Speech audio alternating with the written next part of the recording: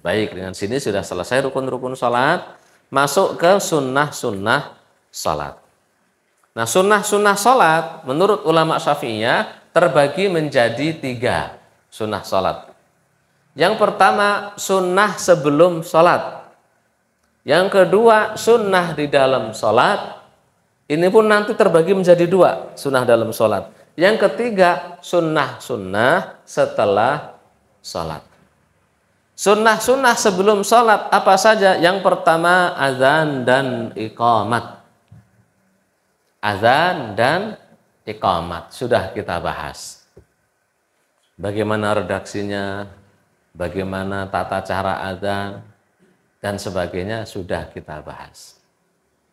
Yang ketiga, ittikhadu sutrah amamahu. Bagi yang sholat sendiri dianjurkan mencari penghalang. Penghalang ini disebut sebagai sutroh. Penghalang ini disebut sebagai sutroh. Kenapa tidak wajib? Kenapa tidak wajib? Karena banyak hadis sahih. Seingat saya Fadl bin Abbas itu naik keledai, naik keledai gitu, melewati safnya orang-orang sholat. Yang nggak batalin sholat mereka. Iya kan? Jadi hadis-hadis yang memerintahkan shaf, contohnya contohnya Rasul kana idza kharaja yaumal 'idi amara bil harbati fatud'u baina yadayhi fayusalli ilaiha wan nasu wara'ahu wa kana yaf'alu dzalika fis safar. Rasulullah kalau salat Aid di musalla, enggak di masjid gitu kan. Beliau ngambil harbah itu sejenis panah tapi pendek gitu. Biasanya untuk dilempar kalau ada musuh gitu. Ditancepin sebagai sutroh untuk sholat. Ini hukumnya sunnah. Juga banyak sekali perintah-perintah oleh baginda Nabi Shallallahu Alaihi Wasallam untuk membuat sutroh dalam sholat ini. Bentar, saya carikan di kitab Al-Mu'tamad fil Fiqh Syafi'i. Enggak belum ketemu ya. Pernah saya bahas di sini juga. Pernah saya bahas di At-Taqwa. Ya, jadi intinya seperti itu. Mengambil sutra hukumnya sunnah. Tapi sebenarnya tidak perlu kita buat kayu, kayu yang dibuat. Terus kemudian ada papannya di atasnya gitu, segini. Ditarik tempat pegangan, ditulisi sutra. Enggak perlu. Enggak perlu. Kenapa? Itu enggak dilakukan oleh Nabi juga loh. Enggak. Nabi sutranya mah nyantai-nyantai saja. Ya kalaupun ada tombak kecil ya tombak kecil. Makanya kata para ulama, ya kalau ada tas kayak gini bisa jadi sutra. Ini saya tinggal taruh. Jaraknya saya kira-kira 3 dhira. Maksimal 150 cm atau 1,5 meter, taruh situ. Naruhnya jangan di depan persis kata ulama Syafi'iyah, biar tidak terkesan nyembah sutra. Jadi ini kita sujud sana, berarti agak ke kanan dikit gitu ya, agak ke kanan biar tidak terkesan nyembah sutra. Hukumnya sunnah, tidak wajib. Kenapa enggak wajib tadi? Karena banyak sahabat ya lalu lalang ya di depan shaf juga enggak dipermasalahkan oleh baginda Nabi Shallallahu Alaihi Wasallam. Jadi sebagian ulama Saudi juga mengatakan yang suka nulis-nulis sutra gitu di kayu-kayu gitu taruh masjid itu dibid'ahin juga gitu. Karena mengikut Nabi itu fil fi'li wat tarki. Kalau yang mau mengikut Nabi ya ikut yang dilakukan Nabi dan yang tidak dilakukan Nabi. Iya kan? Yang dilakukan Nabi diikuti, yang tidak dilakukan ya juga diikuti. Zaman dulu ada kayu enggak zaman Nabi? Banyak. Kata siapa enggak ada kayu? Banyak. Nabi juga dibuatin mimbar dari kayu. Ada hutan ada. Kayu itu ada. Tapi apakah di sana buat sutra gitu? Enggak ada kan? Enggak ada. Paham ya? Tapi ya monggo lah kalau membuat juga. Monggo. Cuma itu kalau saya ya ngabis-ngabisin dana gitu ya, ngabis-ngabisin dana, ngabisin anggaran. Ya sutra itu yang simpel-simpel aja gitu, simpel-simpel aja. Nggak adanya nih peci bisa jadi sutra nggak? Tapi bisa juga peci jadi sutra. Gitu. Atau tinggal mojok di samping tiang udah jadi sutra. Ngapain pakai nulisin apa ini sutra? Nggak perlu ditulis juga orang udah tahu ini sutra. Allahu a'lam bishawab. Itu yang ketiga. Terus kemudian sunnah yang selanjutnya yang dilakukan sebelum sholat. Apa itu? Merapatkan saf. Ini sebelum sholat. Gak disebut nanti fikih manhaji. Untuk sholat berjamaah dianjurkan merapatkan saf. Seluruh ulama ini sepakat hukumnya sunnah. 4 mazhab itu hukumnya sunnah. Monggo dibuka. Sawu sufufakum fa inna taswiyata sufufi min tamamis shalah. Jadi sebelum sholat disuruh rapat barisan safnya. Lah kalau nggak rapat, khawatirnya kata baginda Nabi, wala tatruk furjatan lisyayatin. Jangan jangan disisain ada space celah untuk setan. Jangan gitu. Ya jangan bilang ya alhamdulillah kalau gitu kan setannya ikut sholat gitu. Ya enggak gitu. Setannya maka enggak ikut sholat. Setannya mau gangguin, mau ngerecokin. Gitu. Jadi kalau Pak Ngadimin yang sholat gitu, nanti kalau ada setannya dibisik-bisikin. Nanti malam kira-kira laku berapa ya ini dagangan. Kan gitu ya. Nanti malam kalau hujan gimana ini Pak Ngadimin. Ini lagi sholat gitu, setannya diajak ngobrol dagangannya kalau hujan gimana. Nah itu, makanya disuruh rapat. Rapat pun apakah setan masih bisa nggoda? Masih. Kan masih bisa dari depannya, ya Bang enggak? Bisa dari belakangnya, ya Bang enggak? Lala iya. Cuma kalau samping kanan kirinya masih longgar semakin leluasa. Makanya orang yang sholat sendiri itu biasanya khusyuknya lebih sulit dibandingkan sholat jamaah. Karena mengapa? Setannya bebas. Bisa dari depan, dari belakang. Bisa dari kanan, dari kiri. Kalau berjamaah, kanan kirinya sudah ketutup ini sama temennya kan gitu. Tinggal dari depan, dari belakang. Paham ya? Nah, gitu. Jadi hukumnya sunnah. Jadi imam dianjurkan untuk merapikan shaf dulu, sawu sufufakum. Mohon dirapatkan, luruskan shafnya dan dijelaskan shaf yang depan diisi terlebih dahulu, gitu. Nah, diisi terlebih dahulu. Dan merapatkan shaf itu jangan terlalu ekstrim. Terlalu ekstrim bagaimana? Harus nempelin kaki sepanjang sholat. Itu juga, mohon maaf nih, menurut sebagian ulama-ulama di Saudi, itu juga bid'ah. Karena memang tidak dilakukan oleh Rasul dan para sahabat.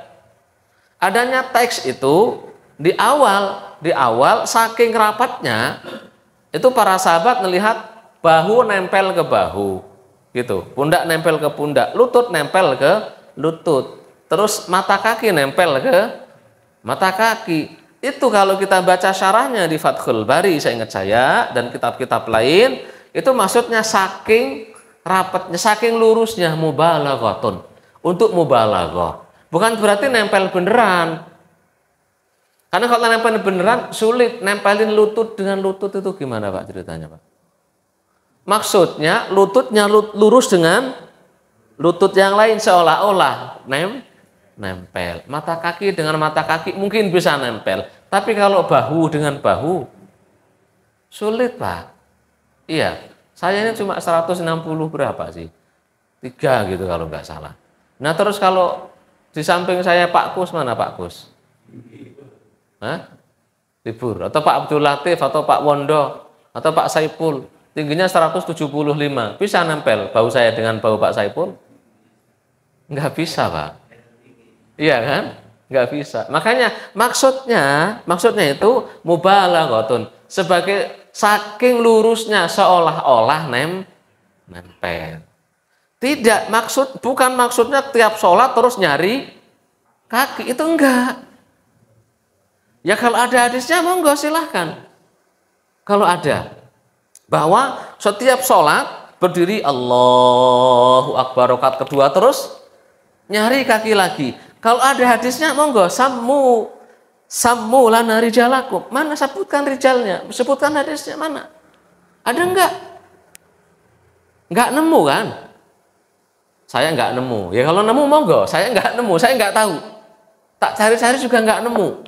Yang tahu bahwasanya setiap rakaat kedua, ketiga, keempat berdiri disuruh nyari kaki lagi gitu, monggo silahkan. Kalau memang ada. Karena sebagian ulama di Saudi pun membid'ahkan itu.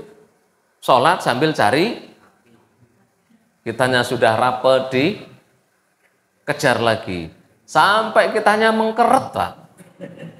Masih di uber, giliran kanan kirinya terlalu lebar. Kan jadi nggak ideal. Udahlah kayak kata jumhur ulama saja, kayak Syafi'iyah. Kaki itu lebarnya seperti apa? Selebar bahu kita. Udah. Bahu kita segini. Jadi kira-kira lurus. Ya udah itu segitu aja lebarnya. Nggak perlu terlalu lebar. Gitu. Paham ya? Halo? Itu sunnah sebelum sholat. Terutama sholat berjamaah. Lah kenapa sunnah kan perintah? Hukum asal perintah tadi wajib. Karena dalam hadis Sahih Bukhari, Abu Bakar pernah sholat. Sebelum sholat, beliau tuh sholatnya di sono, Pak. Jadi takbiratul ihramnya sendirian. Masuk masjid, Rasul sudah ruku. Abu Bakar langsung takbir di depan. Allahu Akbar. Sendirian. Softnya belum ada di sini. Lurus atau enggak ini? Ya gimana lurus wong sendirian, belum masuk soft. Baru setelah takbir beliau ruku, sambil ruku jalan. Jalan. Baru masuk ke soft. Nah berarti meluruskan soft itu hukumnya sunnah. Seandainya wajib, berarti nggak sah sholatnya kata Rasulullah.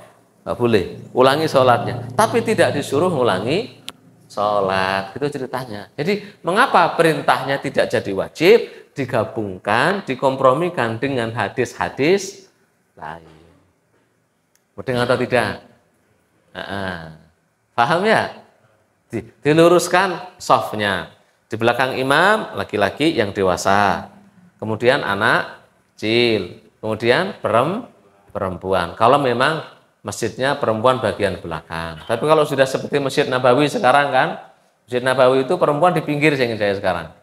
Ya, di samping gitu. Ya enggak masalah. Buat pintu sendiri biar enggak campur dengan laki-laki boleh, enggak apa-apa, ya. Wallahu a'lam bishawab. Terus kemudian yang keberapa? Tadi keempat tadi ya. Sekarang yang kelima.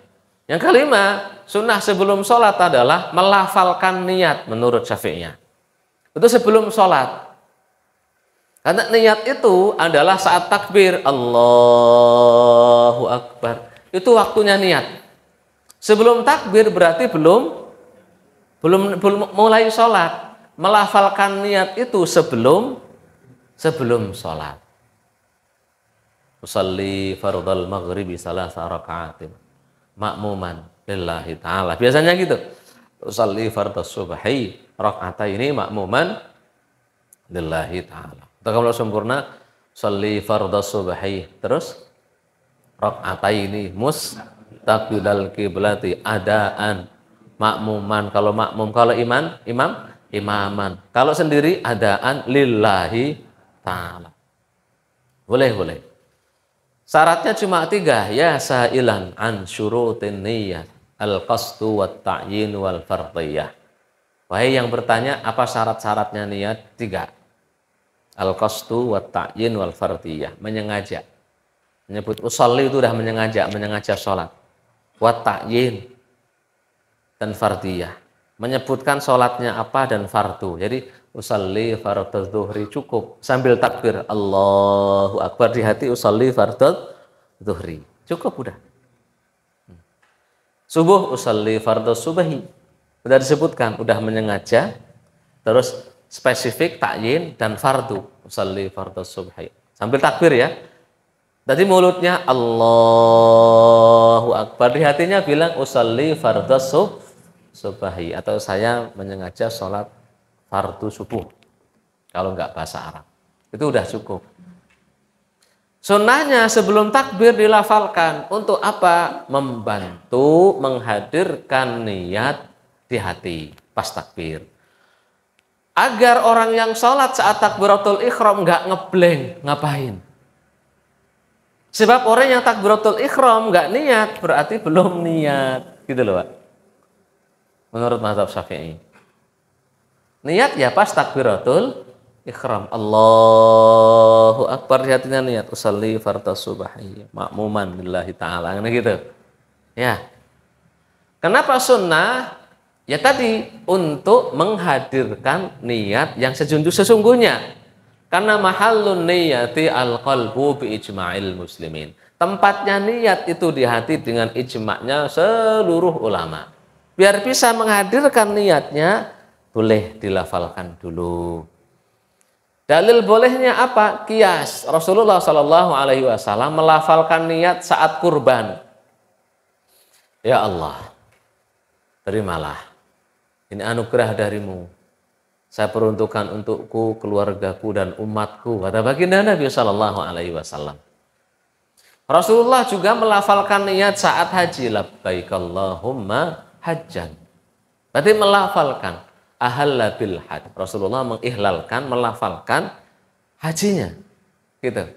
Nah, sholat enggak dilafalkan, tapi bisa dikiaskan dengan haji. Sama-sama ibadah. Bisa dikiaskan dengan kurban, sama-sama ibadah. Boleh. Itu juga pendapat mazhab Hambali yang mutaakhirin mu'tamad itu. Bisa dibaca di kitab Ar-Raudhul Murbi'. Mutaakhirin Hanabilah itu berbeda dengan Syekhul Islam Ibnu Taimiyah. Kalau Syekhul Islam Ibnu Taimiyah membid'ahkan, tapi mutaakhirin Hanabilah justru mensunnahkan.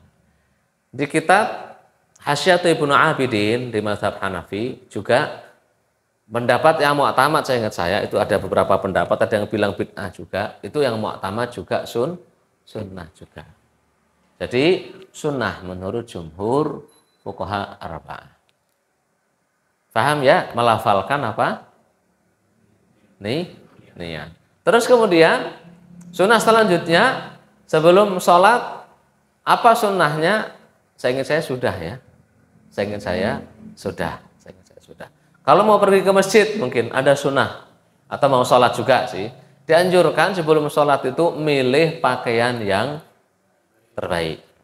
Ya bani Adam khudhu zinatakum inda kulli masjidin wa kulu washrabu wa la tusrifu. Wahai bani Adam, anak-anak Adam, khudhu zinatakum, ambillah pakaian-pakaian yang zinah, terbaik. Yang terbaik yang kalian miliki. Inda kulli masjid. Setiap kali sujud, setiap kali sholat. Mau sholat sendiri ataupun sholat berjamaah. Bu, mukenanya berapa harganya, Bu? Jangan-jangan mukenanya cuma seperti kain payung gitu ya. Dikuel-kuel kecil gitu mukenanya gitu ya. Giliran baju kondangan harganya 700.000. Iya. Giliran kalau baju lebaran harganya 1 juta. Aduh, Masya Allah ya. Mukena untuk sholat berapa? 50.000. Jangan gitulah ya. Ya, Pak Prapto tidur dulu. Pak Ngadimin pecinya berapa itu? 5.000 itu. Iya. Apa 10? 5.000 kayaknya. Pak Prapto itu pecinya sudah mateng, udah nggak warna putih gitu. Mau ganti Pak Prapto, ya. Ya, siapa lagi nih yang pecinya jelek-jelek ini? Ya gantilah punya peci ini, Pak Teguh ini katanya jual beli mobil, masa pecinya kayak gitu udah matang. Gantilah, beli banyak 2 gitu. Jual beli mobil loh, bisnisnya mobil, masa ya peci. Ada istrinya Pak Teguh enggak sini? Beli ada bawa enggak ada. Kalau ada mau tak suruh beliin gitu loh maksudnya. Nah, siapa yang bawa istri ini? Yang bawa istri siapa ini? Pak Tio ya, Pak Tio. Nama Pak siapa? Pak Bambang bagus kok pecinya ya, bagus ya.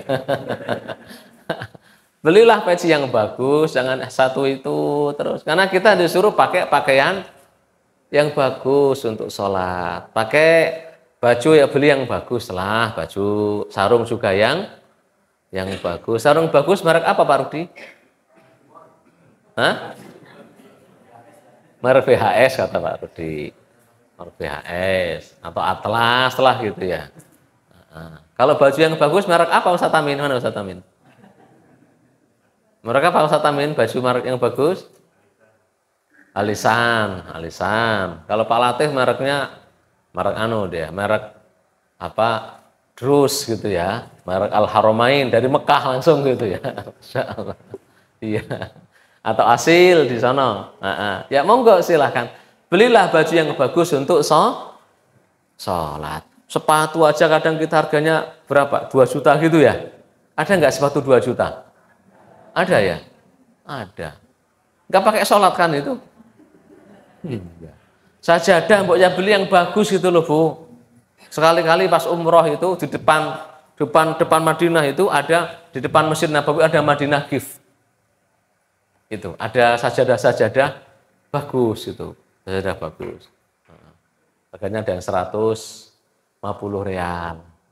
Ada yang 200 real. Dan 300 real. Sajadah. Enggak apa-apa. Sajadah sejuta. Ya enggak apa-apa. Wong untuk sholat gitu loh. Sajadah kok sejuta, 300 real kan sejuta ya. Sejuta loh. Sajadah apa loh sejuta? Ya kalau yang memang bagus, Pak, sejuta gitu kan sajadah. Kadang orang karya karpetnya semiliar, ada enggak karpet semiliar? Ada kan? Ada. Buat sholat itu beli yang mahal. Beda loh. Yang sajadah yang mahal sama yang murah itu beda. Yang mahal itu kalau diinjek itu rasanya empuk gitu. Tapi enggak mempengaruhi khusyuk enggaknya sih. Enggak, ya sama saja kalau khusyuk atau tidaknya. Bodoh wae. Nah, maksudnya ini kan bagian dari terutama yang mampu. Kalau enggak mampu ya jangan maksain ya. Mampu kayak Pak Tio. Ada Pak Tio? Ada kerjanya buat POM, pasti mampu kan ya.